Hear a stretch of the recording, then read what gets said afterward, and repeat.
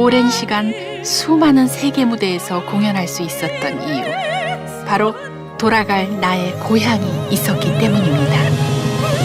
그리운 대한민국을 위해 제22대 국회의원 재외선거 2024년 3월 27일부터 4월 1일까지 I'm a Korean.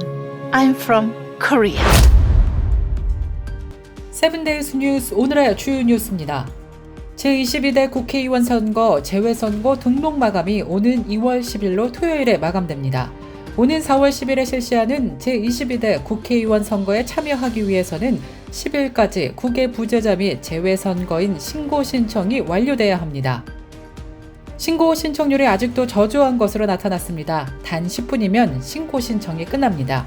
여러분의 10분 투자로 대한민국의 미래가 바뀔 수 있습니다. 자신의 이익을 위해서 정치하는 후보자들 말고 국민의 이익을 위해서 국민을 대변할 수 있는 그런 국회의원을 우리 손으로 직접 투표해서 뽑는다면 지금보다 더 나은 한국 정치가 되지 않을까요?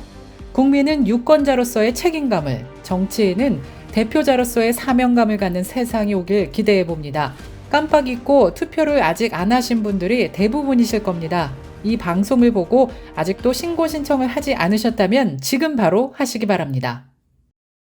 먼저 ova.nec.go.kr로 접속해 국외 부재자 재외선거인 신고 등록 신청을 클릭합니다. 그 다음 주민등록 유무를 확인합니다.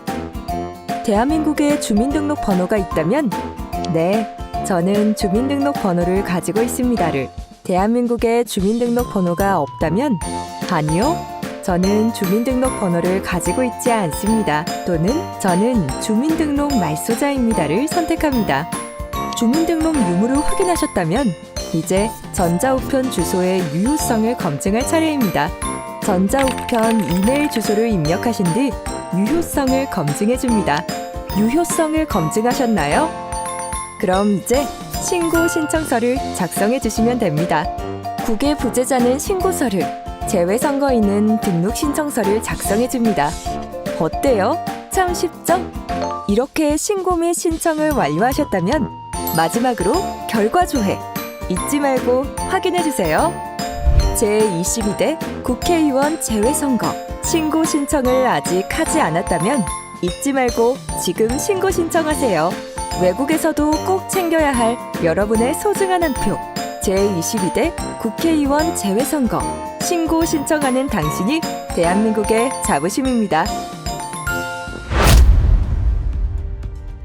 한편 2달 앞으로 다가온 대한민국 총선에 정치인 가족들이 대거 도전장을 내밀었습니다.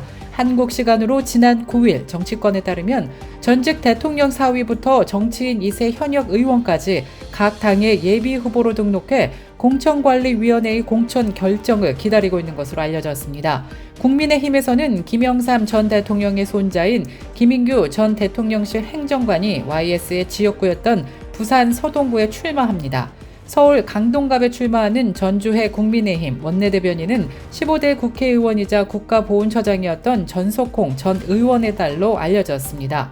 현역 의원인 정진석 의원과 정우택 의원도 공천을 신청한 가운데 정진석 의원은 고 정성모 전 내무부 장관, 정우택 의원은 고 정운갑 전 의원의 아들로 알려졌습니다. 이외에도 김무성 전 새누리당 대표는 부산 중영도의 7선에 도전합니다. 김현배 전 의원의 딸 김수민 전 의원도 청주 청원에, 김수환 전 국회의장의 아들 김성동 전 의원은 서울 마포을에 각각 공천을 신청한 것으로 알려졌습니다.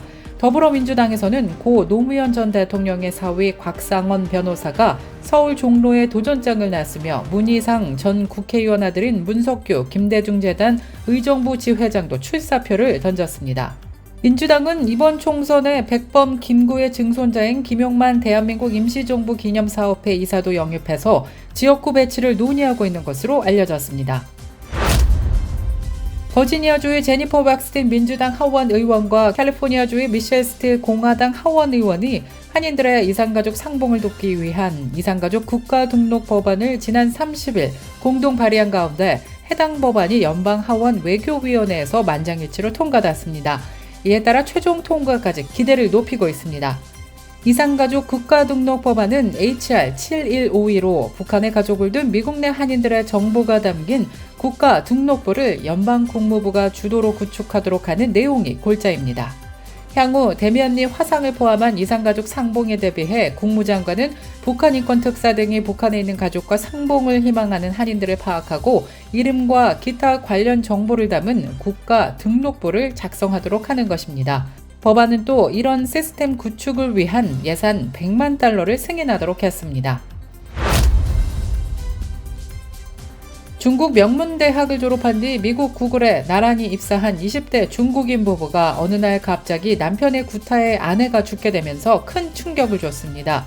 이후 남편은 경찰에 붙잡혀 재판을 앞두고 있는 가운데 최근 남편이 아내를 구타해 숨지게 했다고 모두 자백한 사실이 확인됐습니다. 뉴욕타임스는 익명의 제보자로부터 경찰 진술을 통해 이 같은 사실을 전하면서 용의자 첸은 1급 살인죄가 적용될 것이며 유죄 판결을 받게 되면 가석방 없는 종신형이 선고될 가능성이 있다고 내다봤습니다. 범행 동기에 대해서는 아직 조사 중인 것으로 나타났습니다. 한편 이 부부는 중국 최고의 명문대로 꼽히는 칭화대 전자정보공학과를 졸업한 뒤 캘리포니아 대학에서 석사 학위를 받았습니다. 2020년 첸 씨가 먼저 구글 소프트웨어 엔지니어로 입사를 했고 아내도 이듬해인 6월 나란히 구글에 입사한 것으로 알려졌습니다. 식료품점 트레이더조스의 냉동식품에서 또 돌이 발견됐습니다. 농무부 식품안전검시국은 지난 7일 트레이더조의 냉동 필라프에 대해 공중보건 경보를 내렸습니다. 정식 제품명은 닭고기와 렌틸콩, 캐러멜 라이즈드 오니언 필라프로 14온스 플라스틱 패키지에 담겨 있습니다. 리콜 대상은 지난해 11월 1일부터 올해 1월 19일 사이 생산된 것으로 제품 번호는 P453222로 알려졌습니다. 식품안전검시국에 따르면 문제가 된 필라프에서 돌이 나왔다는 불만이 다수 제기됐으며 한 소비자는 해당 제품을 섭취하다가 치아 부상을 입기도 했습니다. 트레이더조스 측은 제품 결함이 보고됨에 따라 매장에서 전량 폐기 처분했다고 밝혔습니다. 이어 제품을 냉동 보관하고 있는 소비자가 있다면 즉시 버리거나 가까운 매장에서 환불 처리 받으시기 바랍니다. 이상 오늘의 주요 뉴스입니다.